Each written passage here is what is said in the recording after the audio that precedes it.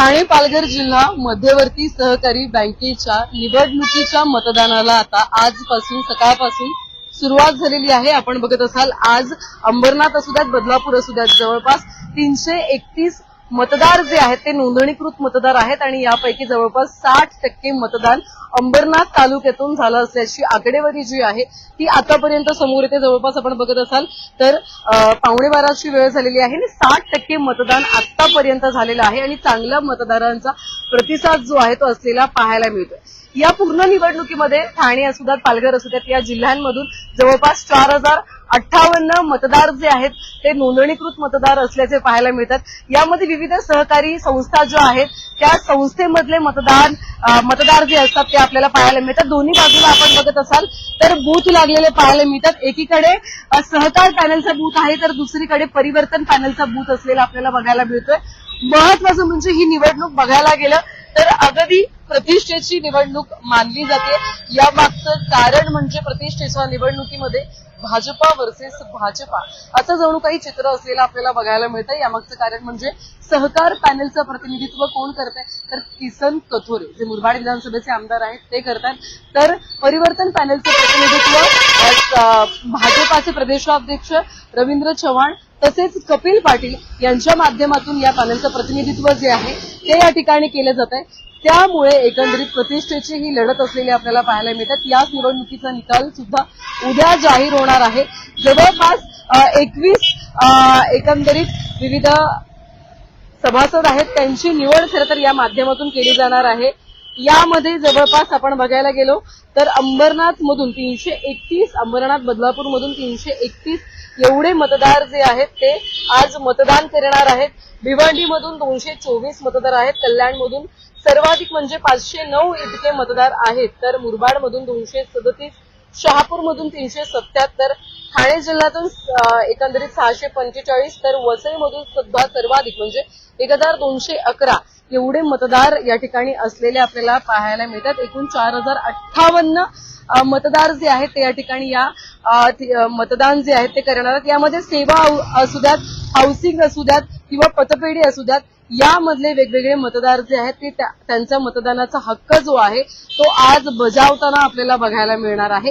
खरं तर ही प्रतिष्ठेची लढत असलेला आपल्याला बघायला मिळते। यामागचं कारण म्हणजे आपण बघतोय अनेक दिवसांपासून कपिल पाटील असू द्यात, किसन कथोरे असू द्यात यांच्यामध्ये आरोप प्रत्यारोपाचा खेळ पुन्हा एकदा सुरू झालेला आपल्याला पाहायला मिळतोय। प्रत्येक वर्षी या निवडणुकीमध्ये एवढं राजकारण पाहायला मिळत नव्हतं, परंतु यंदाच्या या निवडणुकीमध्ये 2026 ते पुढच्या 5 वर्षांसाठी ही जी निवडणूक आहे त्यामध्ये मोठं एकंदरीत आपण बघत असाल तर राजकारण जे आहे ते रंगलेलं आपल्याला बघायला मिळतंय।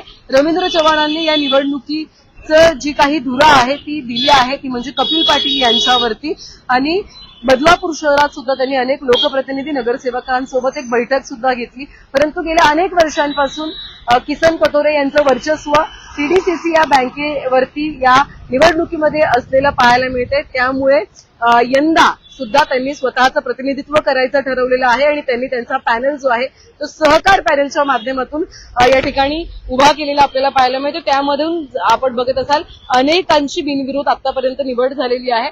तर आता जे या ठिकाणी जे उमेदवार जे आहेत ज्यांच्यासाठी आज मतदान पार पडणार आहे त्यांचा सुद्धा निकाल जो आहे तो उद्या जाहीर होणार आहे। कुळगाव बदलापूर नगर परिषदेच्या समोरच आपण बघत असाल तर दोन्ही म्हणजे सहकार पॅनल असू द्यात, सहकार पॅनलची निशाणी एकंदरीत आपण बघत असाल तर शिट्टी आहे, तर परिवर्तन पॅनलची निशाणी छत्री, असे दोन वेगवेगळ्या निशाणी घेऊन हे दोन्ही जे पॅनल आहेत ते निवडणुकीच्या रिंगणात उतरलेले आपल्याला बघायला मिळतात आणि या निवडणुकीमध्ये स्वतःचं अस्तित्व टिकवण्यासाठी स्वतःचं या ठिकाणी निष्ठा टिकवण्यासाठी आपण बघत असाल तर ही निवडणूक महत्वपूर्ण मानली जाते।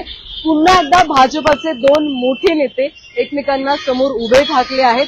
यामध्ये सर्वसामान्य कार्यकर्त्यांची, सर्वसामान्य नगरसेवकांची मात्र गोची झालेली आपल्याला पाहायला मिळते, कारण की गेल्या अनेक दिवसांपासून आमदार किसन कथोरे जे स्थानिक आमदार आहेत त्यांच्या नेतृत्वाखाली या नगरसेवकांचं काम सुरू होतं, परंतु आपण बघत असाल तर भाजपाचं सूत्रच आहे सर्वप्रथम राष्ट्र त्यांच्यामध्ये मानलं जातं, पक्ष मानला जातो, नंतर स्वतः मानलं जातं। तर यामध्ये सगळ्यात पहिले त्यांना पक्षासाठी काम करणं बंधनकारक आहे असं ठणकावून जे आहे ते या ठिकाणी सांगण्यात आलेलं आहे.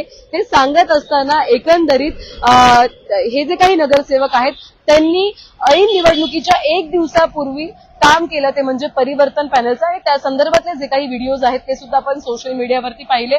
परंतु हेच नगरसेवक एकंदरीत यापूर्वी आमदार किसन कथोरे यांच्या सहकार पॅनल सोबत त्यांच्या बैठकीमध्ये सुद्धा असलेले पाहायला मिळाले. यामध्ये या नगरसेवकांची मात्र गोची झालेली आहे. काम नेमकं करायचं तरी कुणाचं असा सवाल जो आहे तो या ठिकाणी आणि असा प्रश्नचिन्ह जो आहे तो या ठिकाणी उपस्थित झालेला आपल्याला पाहायला मिळाला. आपण आताही बघत असाल तर जे काही एकंदरीत नेते आहेत नगरसेवक आहेत ते दोन्ही पॅनलमध्ये जाताना आपल्याला बघायला मिळतात. ते सहकार पॅनलकडे सुद्धा आहेत आणि तेच परिवर्तन पॅनलमध्ये सुद्धा असलेले आपल्याला बघायला मिळतात. त्यामुळे एकंदरीत आणि काही नगरसेवक जे आहेत ते या व्हॅनिटीमध्ये म्हणजे आमच्याच मागे एक लाल रंगाची व्हॅनिटी आहे त्यामध्ये बसलेले सुद्धा पाहायला मिळतात. त्यामुळे एकंदरीत या निवडणुकीमध्ये मात्र या नगरसेवकांची चांगलीच गोष्टी झालेली आहे. काम नेमकं करायचं तरी कुणाचं हे सुद्धा एकंदरीत हा प्रश्न या नगरसेवकांना पडलेला आहे.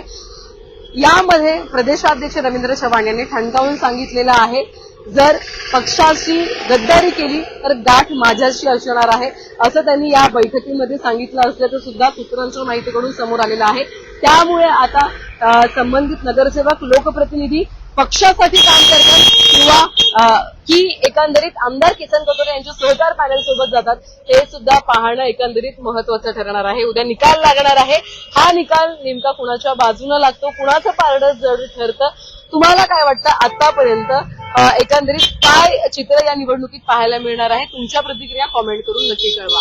व्हिडिओ जर्नलिस्ट साही काळेसर, श्रद्धा ठोंबरे, न्यूज 6 मराठी, बदलापूर.